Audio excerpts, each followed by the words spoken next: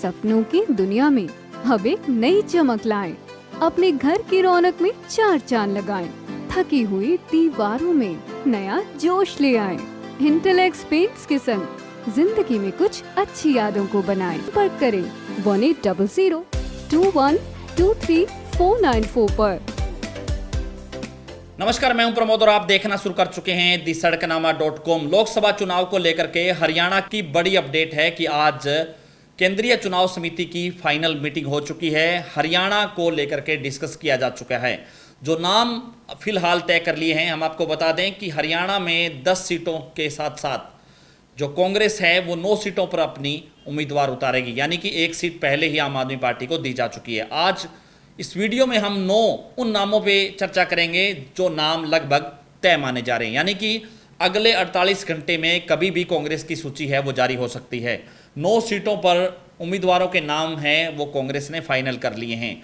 कुछ सीटों पर पेच है जहां पर 2-2 नाम भेजे गए हैं, वो आला कमान ने तय करना है, यानी कांग्रेस हाई कमान ने तय करना है कि उसको किसे चुनावी मैदान में उतारा जाए। वो 2 सीटें हैं जिनको लेकर के जो है कड़ा पेच है वो फंसा हुआ है। सबसे पहले हम आपको बता दें कि अंबाला की सीट पर चर्चा कर लेते हैं। अंबाला पर रेणु बाला हैं जो विधायक हैं कांग्रेस की, उनके नाम पर मोहर लग चुकी है, वो चुनावी मैदान में उतरेंगी। इसके साथ साथ क्योंकि रेणु बाला महिला है और कुमारी सैलजा के खासम खास है, तो यहाँ पर जो है रेणु बाला है उनका नाम तय हो गया है, क्योंकि भारतीय जनता पार्टी ने यहाँ से बंतो देवी कटारिया को चुनावी मैदान में उतारा है। इसलिए महिला के सामने महिला को कांग्रेस ने प्राथमिकता दी है। रेणु बाला का नाम लगभग तय हो गया है। इसके साथ साथ हम आपको बता दें कि अगली सीट है सोनीपत की।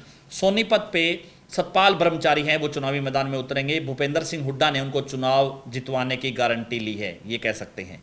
इसके साथ साथ रोहतक से दीपेंद्र हुड्डा है वो चुनाव लड़ेंगे, क्योंकि पहले यहाँ पर ये चर्चा थी कि भूपेंद्र सिंह हुड्डा है वो खुद चुनाव लड़ सकते हैं, लेकिन अब कांग्रेस ने ये तय कर लिया है कि दीपेंद्र सिंह हुड्डा ही चुनावी मैदान में होंगे। रोहतक से दीपेंद्र हुड्डा का नाम फाइनल है। इसके साथ साथ भिवानी की हम बात करें तो श्रुति चौधरी है, उनका नाम फाइनल हो चुका है। श्रुति चौधरी चुनाव लड़ेंगी।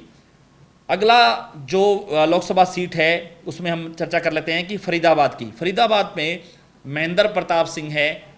हालांकि वो अपने बेटे को चुनावी मैदान में उतारना चाहते थे, लेकिन जो कांग्रेस ने ये निर्धारित किया है कि महेंद्र प्रताप है वो खुद चुनाव लड़े। यहाँ पर महेंद्र प्रताप का जो नाम है लगभग फाइनल है। इसी तरह से गुरुग्राम की हम आपको बता दें कि गुरुग्राम से पहले नाम चल रहा था कैप्टन अजय यादव का, उसके बाद यहाँ पर नाम चला राव दान सिंह का, लेकिन अब लगभग फाइनल हो गया है कि यहाँ से राज बब्बर है वो चुनावी मैदान में उतरेंगे। इसके साथ साथ जो पेच फंसा हुआ है वो हिसार की सीट पे फंसा हुआ है। हिसार पर चूंकि ब्रिजेंद्र सिंह हैं जिन्होंने बीजेपी छोड़ करके कांग्रेस पार्टी को ज्वाइन किया, वो चुनावी मैदान में उतर सकते हैं, उनका नाम भेजा गया है। इसके साथ साथ एक बड़ा पेच ये है क्योंकि यहाँ से बीजेपी ने चौधरी रणजीत सिंह चौटाला को चुनावी मैदान में उतारा है, इसलिए कांग्रेस ने अपनी रणनीति थोड़ी बदल दी है।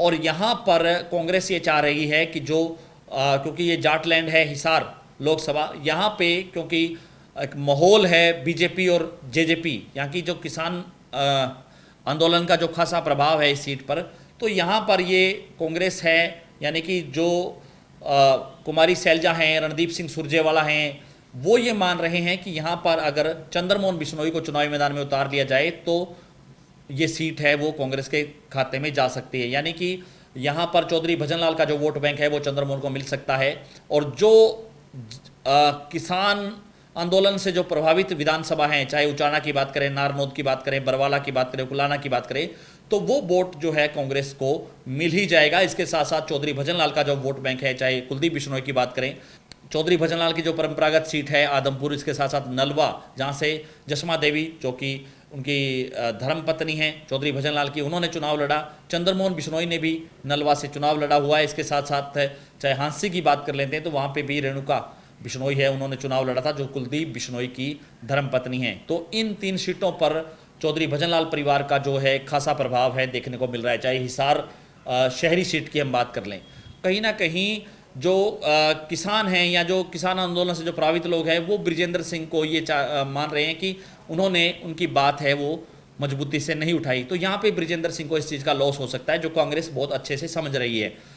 और यहाँ पर ये 2 नाम हैं वो हाईकमान के पास भेजे गए हैं, जिसमें ब्रिजेंद्र सिंह है और दूसरा नाम चंद्रमोहन बिश्नोई का है। दोनों में एक नाम है वो हाईकमान तय करेगी। इसके साथ साथ सिरसा की हम बात करें तो सिरसा से कुमारी शैलजा है, उनका टिकट लगभग फाइनल है क्योंकि उनके टिकट पर मोहर लग चुकी है। सबसे जो फाइनल लोकसभा की जो सीटें हैं उनमें से कुमारी शैलजा का नाम फाइनल है। इसके साथ साथ रोहतक से दीपेंद्र हुड्डा का नाम बिल्कुल फाइनल है, भिवानी से सुरती चौधरी का नाम फाइनल है और सोनीपत से सतपाल ब्रह्मचारी का नाम भी फाइनल है।